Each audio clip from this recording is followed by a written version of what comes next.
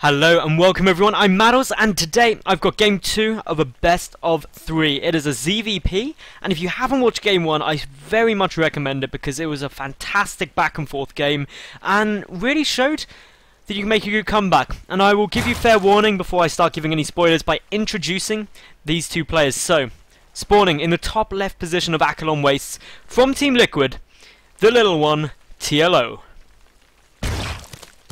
And his opponent spawning in the bottom right position, the Red Protoss from Team Neurosoft, Underdark.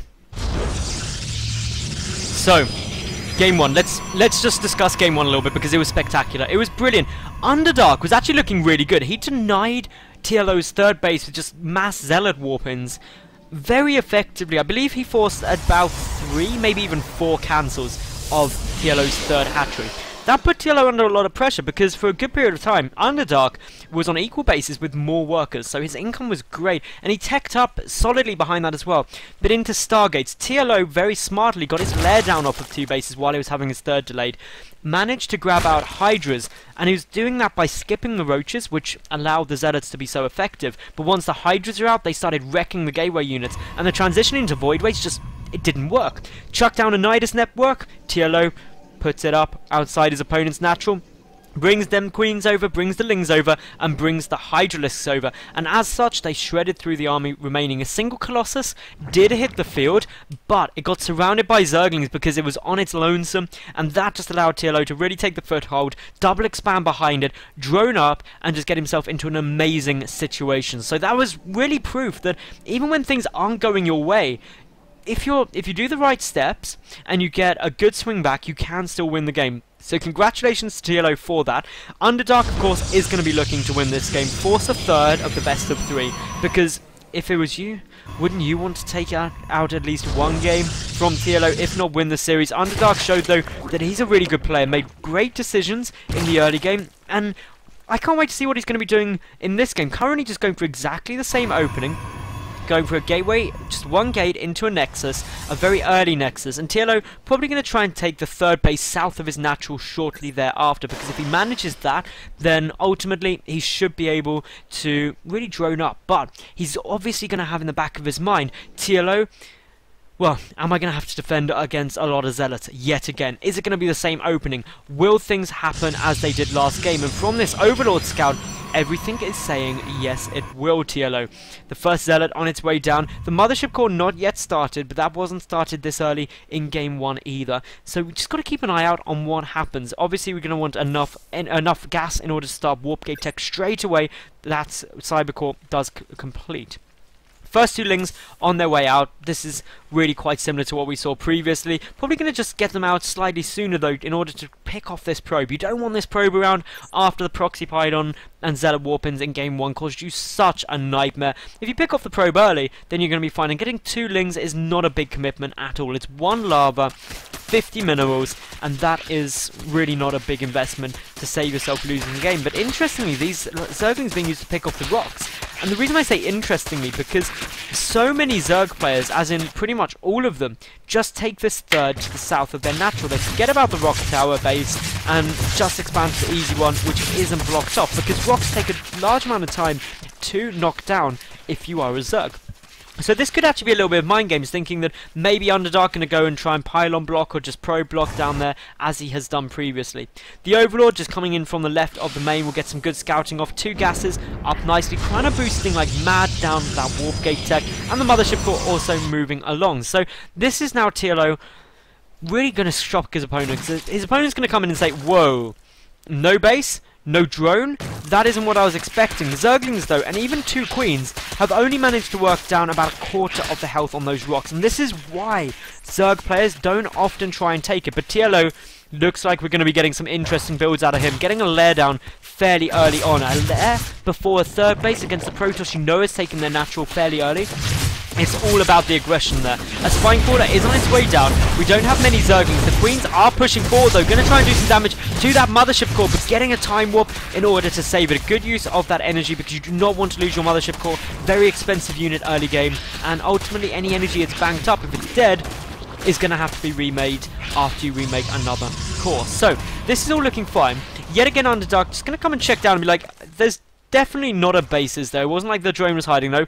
Definitely no base, and this in itself is a bit of a giveaway. He will most likely come and check up here though, and he should check up there in case it's coming down, but for the moment he's getting down his Stargate.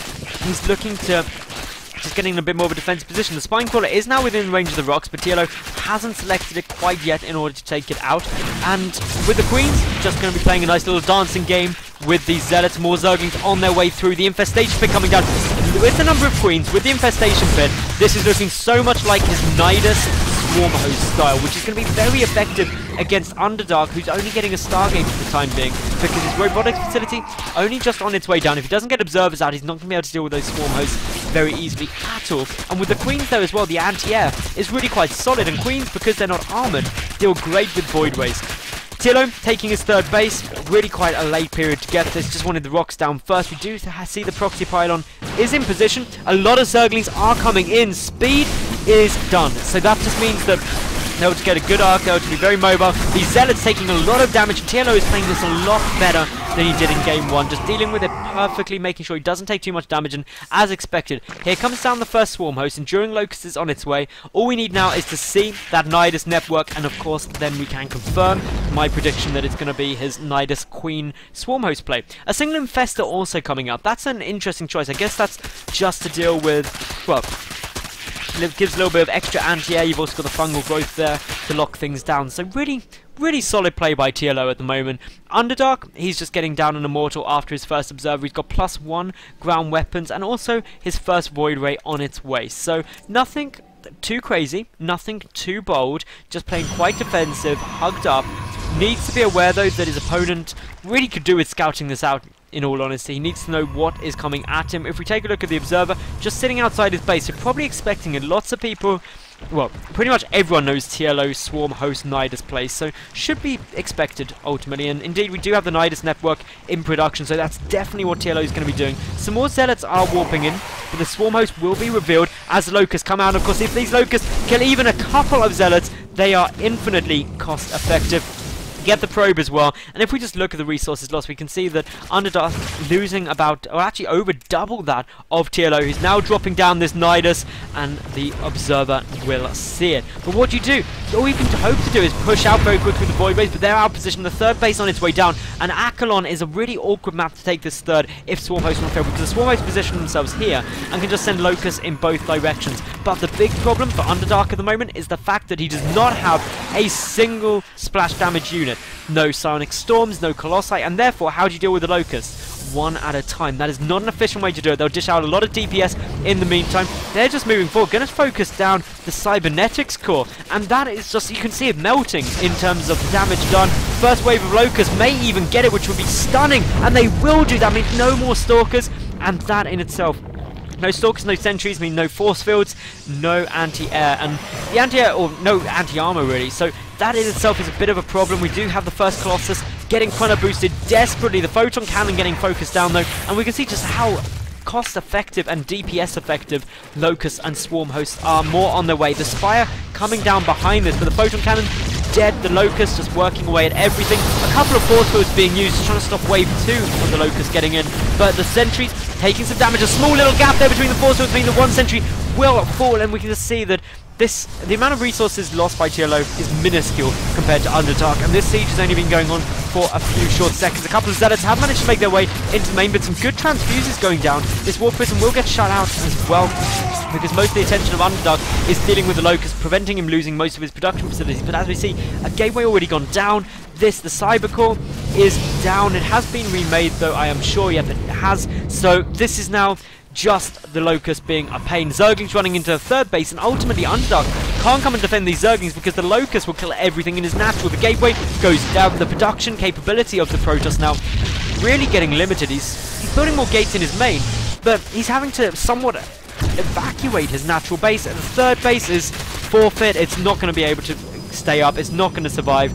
The Locust will finally pick off that final pylon. Does supply block Underdark quite substantially, and that supply block really irritating. Even after getting the pylon down, is still a supply block because he loses another down to the side. This just means that more units are not going to be coming out fairly soon for the Protoss. The Swarm Host pulling back, the Nidus gets taken out. A fungal growth gets so many units there.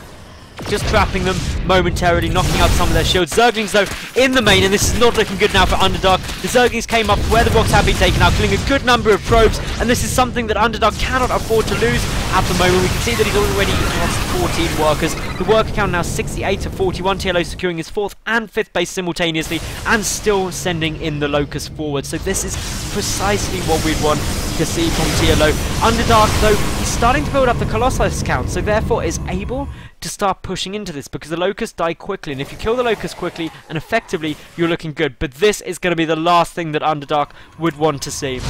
A big batch of Mutas. The cancel does manage to go down in time, only 4 Stalkers though, and seeing that, Underdark knows that it is not going to work, and the GG goes down. So congratulations to TLO, taking the series 2-0. If you enjoyed the cast, make sure you like the video, leave a cool comment, and thirdly, subscribe. I get new games up daily, so make sure you check back tomorrow. I'm Madals, thank you very much for watching, and bye for now.